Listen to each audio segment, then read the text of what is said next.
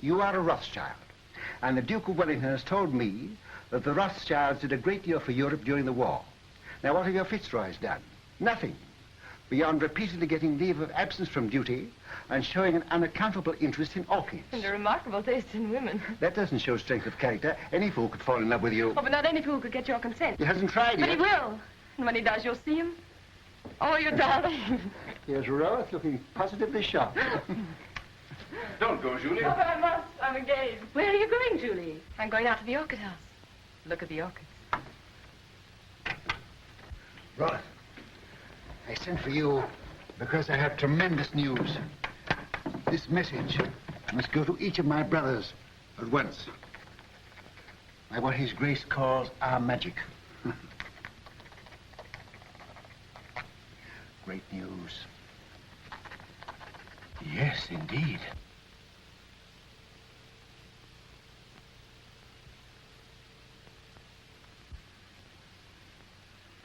Let me have the earliest possible dates on which all private loans can be recalled.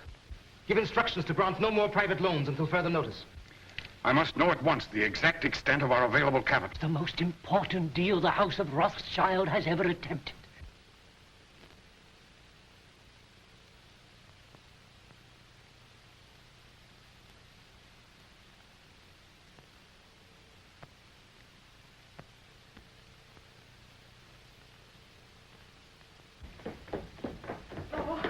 Let me look at you. Oh, you really look so very nice. I'm sure I don't know how they could refuse you anything you asked. I'm not depending entirely on my profile. Where's my hat? Oh, the carriage hasn't come yet? I'll take a hack. That's what I like to do. It always makes me feel so independent. Sure you won't let me put a little perfume on your handkerchief? Quite sure. You're so calm. Aren't you excited at all about getting this great loan? Who'll be there? Representatives of all the big banking houses in Europe. Baring will be there, of course. And the ministers of the countries interested, I suppose? I suppose so. Legrand representing Prussia, Metternich from Austria, and the rest of them. Still, you feel pretty sure, sir, don't you? Sure of half of it, anyhow. I have private information that ours was the best bid. The largest loan in history. You know it's the proudest day of your life. The proudest day of my life happened 30 years ago. I shan't draw an easy breath. Don't worry. When I say that no other banking house in Europe can match our bid, I'm not guessing, I know. And now where's my hat? On your head, I believe. Where it should be. Where it shouldn't be in a lady's presence. I beg your pardon. To Downing Street and victory. Goodbye. Bye, Father. Good luck.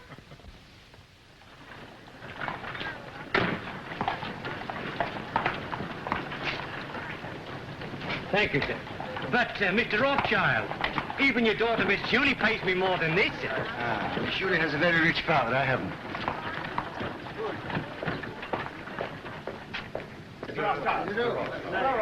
Mr. Gameler. Mr. Rothschild. How do you do? Very well, sir. How are you, Rothschild? Hello. Am I too early or too late? Early. They're still in the conference room. thanks. My lords and gentlemen.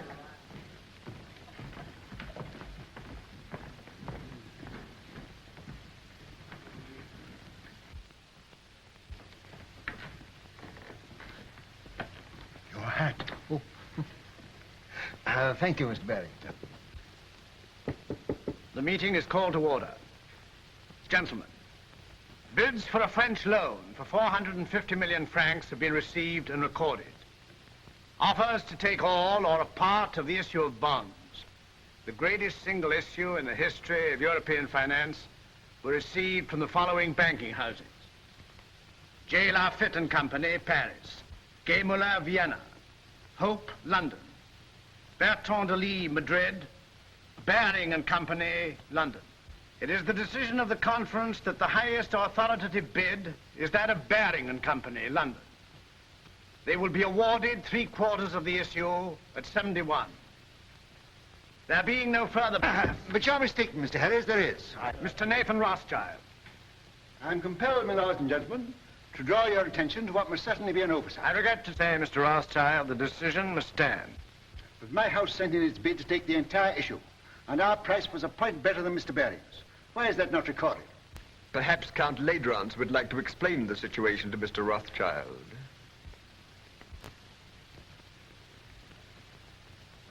Your Excellency, Your bid was received, Mr. Rothschild.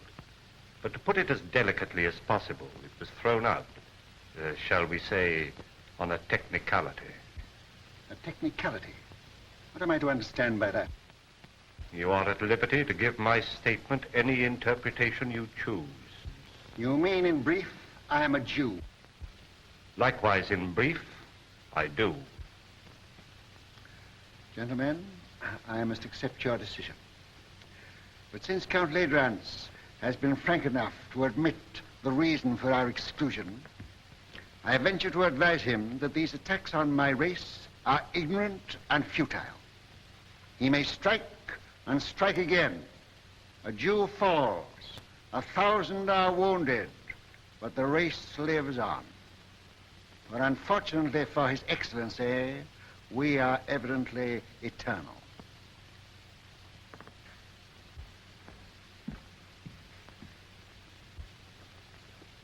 Mr. Harris, you say that Bearings take 3/4 of the loan. May I ask who takes the other 1/4? That is being taken up by Count Ladrans, Prince Metternich, Count Talleyrand. I see. A family party. Good day, gentlemen. Your luck is out, Mr. Rothschild.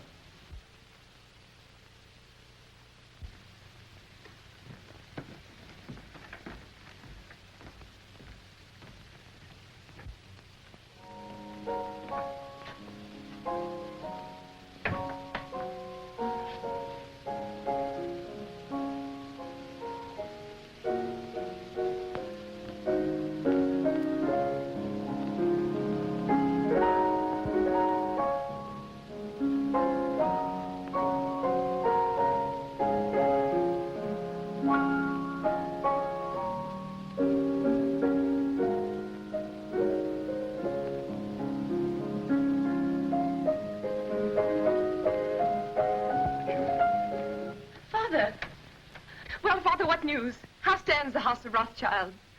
Well, they've been throwing stones at it. And I'm afraid some of the stones went wild and hit you, Julie. What do you mean? I've just come from a meeting of men in society, the kind of society to which Fitzroy belongs. And they stoned me because I'm a Jew. Fitzroy isn't that sort. Julie, you must give him up. Give him up? I can't. I know best. But you don't love him, I do. Will he continue to love you? Father, this isn't like you. You've always fought for what you wanted and got it. Well, perhaps I'm a fighter, too. This fight's been going on for 2,000 years. But things are changing. You said so yourself. I was a fool. I thought we'd swept away these prejudices, but I was a fool. Fitz knows what he's doing. We've talked this thing all over, and we're ready to face the consequences. Well, you're young, but what are the years to come? There's no one else in the world for me but Fitz, and I won't give him up. Well, Nathan, what is it? They didn't outbid you. Yes. My bid was thrown out on a technicality. A technicality? Because I'm a Jew. But they did me a great service. They showed me just how they were going to behave to Julie if she married into their set. You'll do as I bid you. I'll try, Father. Nathan, what have you said to her?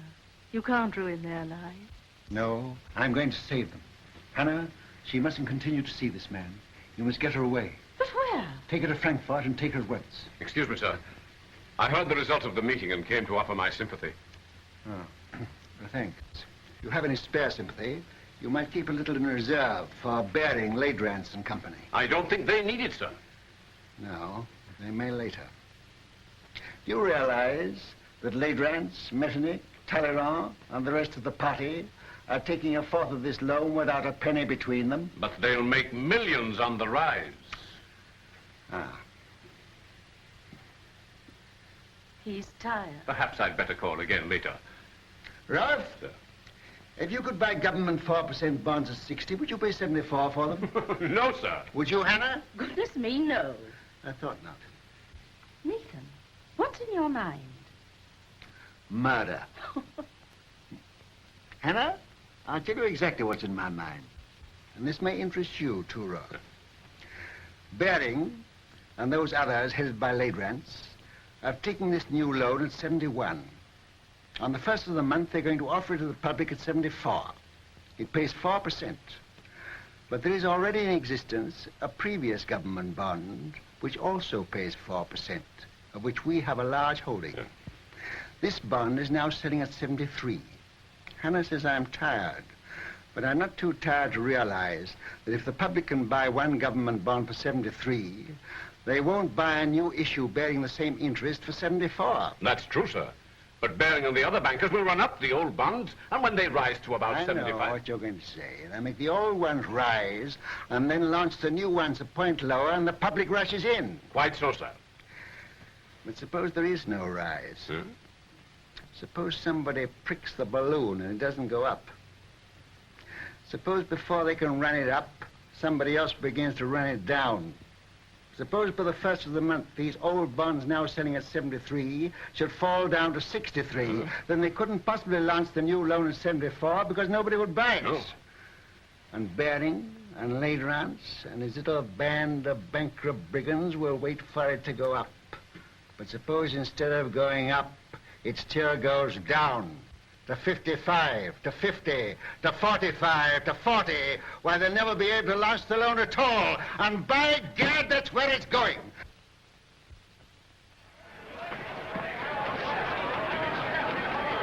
Sell.